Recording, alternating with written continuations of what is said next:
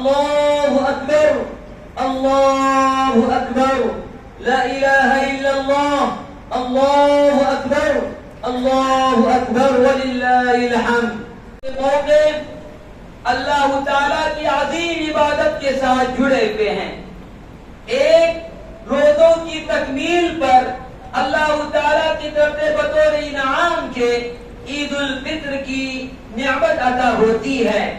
اسی طریقے سے حج کی ادائیگی پر اللہ تعالیٰ نے ہم لوگوں کو عید الاضحیٰ عطا فرمائی ہے۔ واقعہ خاص طور پر دو سبق ہمیں دیتا ہے۔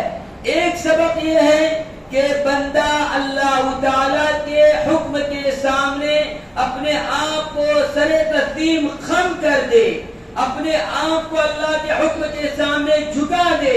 حضرت ابراہیم علیہ السلام اللہ تعالیٰ کی طرف سے بیٹے کے قربان کرنے کے اشارے پر بے جو چرا آپ نے اپنے لخت جگر کو قربان کر دیا، جو تسلیم و رضا کا سب سے اعلیٰ ترین مثال تھی۔ دوسری بات یہ ہے حضرت ابراہیم علیہ السلام کی زندگی سے جو ہمیں عقل ہوتی ہے وہ یہ کہ ہر مشکل اپنے ساتھ آسانی کی خوشخبری لے آتی ہے۔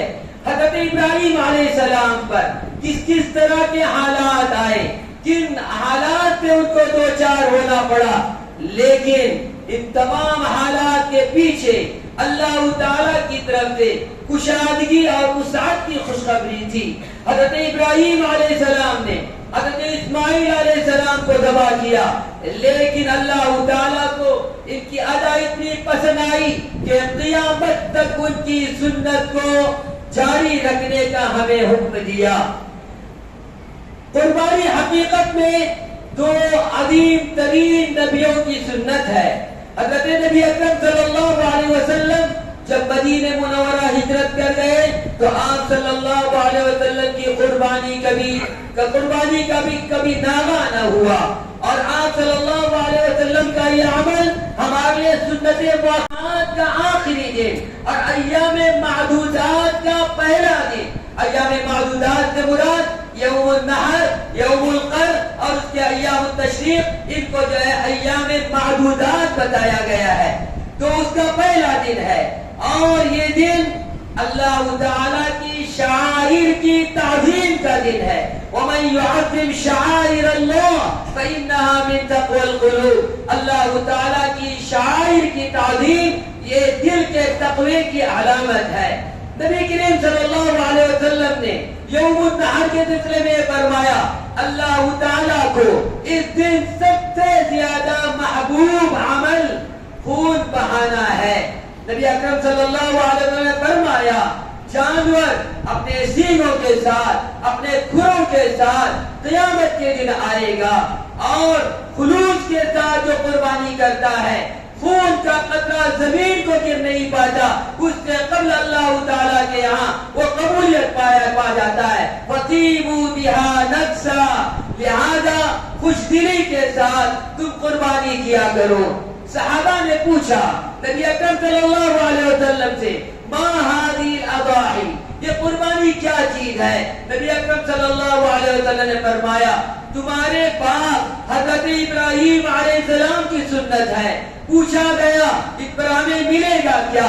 نبی اکرم صلی اللہ علیہ وسلم نے فرمایا ہر بال پر ایک نیکی ملے گی۔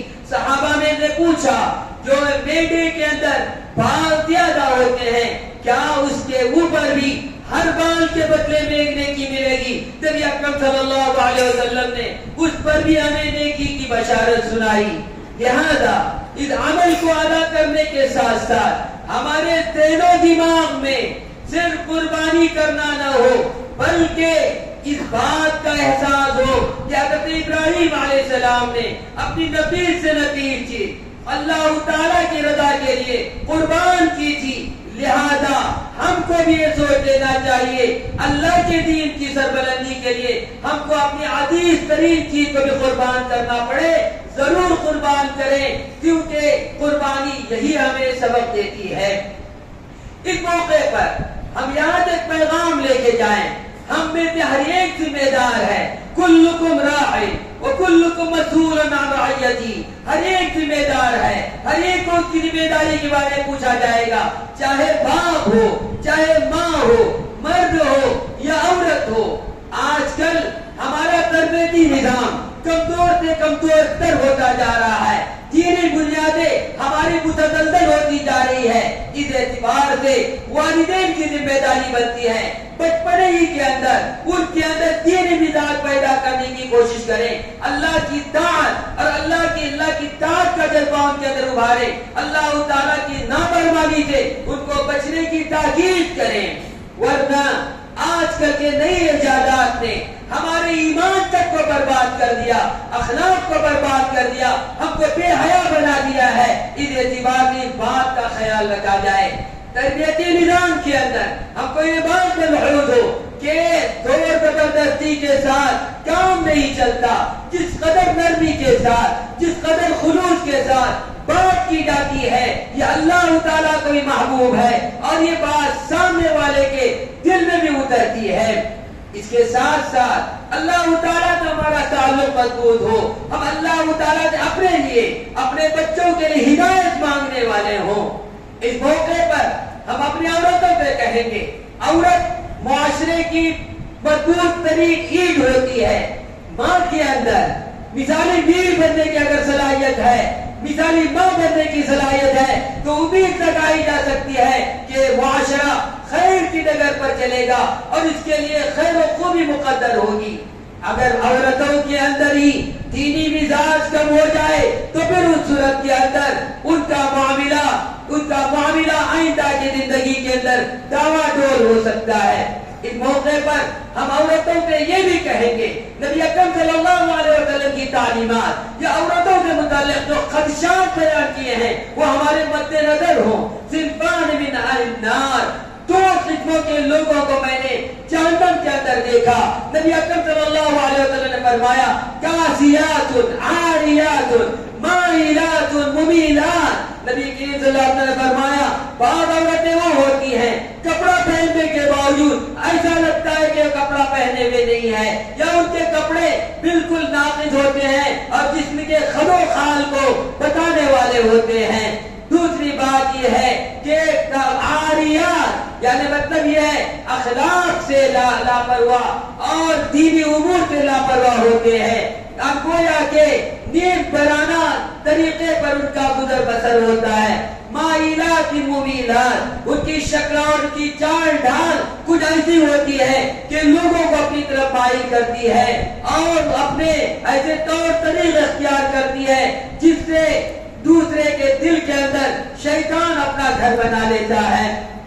ان کے بارے میں کیا فرمایا؟ ان کے بارے میں فرمایا، ایک چیز اور بتائی، وہ اپنے بالوں کو سروں کے اوپر کریں گے جیسے پختی اونٹ کا کوہان ہوتا ہے۔ وہ عورتیں جنت میں داخل نہیں ہوں گی جبکہ جنت کی خوشبو اتنے سالوں سے سونگھی جائے گی۔ اس کے ساتھ ساتھ نوجوانوں کے لیے یہ پیغام ہے کہ وہ اللہ تعالیٰ کے عرش کے سائے میں جگہ بنانے کی کوشش کرے۔ شاب نشا فی عبادت اللہ، وہ نوجوان جو اپنی نوجوانی کو اللہ کی عبادت کے لیے لگاتا ہے، اس کی آنکھوں کا صحیح استعمال ہو، اس کے کانوں کا صحیح استعمال ہو، وہ یہ سمجھے یعلم خائنۃ الاعین، یعنی آنکھوں کے دھوکے کو اللہ تعالیٰ دیکھتا ہے اور مرنے کے بعد اس سے میرے سلسلے میں اس سے مواخذہ ہوگا۔ اس کے ساتھ ساتھ ہم اس بات کی کوشش کریں ہماری کمائی حلال ہو، حرام کا درجہ بھی اجتناب کرنے والے ہوں، کیونکہ حرام کمائی سے دعائیں قبول نہیں ہوتی، عبادات رد کر دی جاتی ہے۔ اللہ تعالیٰ سے دعا ہے کہ اللہ تعالیٰ یہی ہمارے لیے ذاتی اعتبار سے اور مکمل امت مسلمہ کے اعتبار سے خیر کا پیغام لے آئے اور امن و امان کا پیغام لے آئے، اور ہم کو اپنی ذمہ داری جو دعوتی ذمہ داری ہے اس کو ادا کرنے کی توفیق دے۔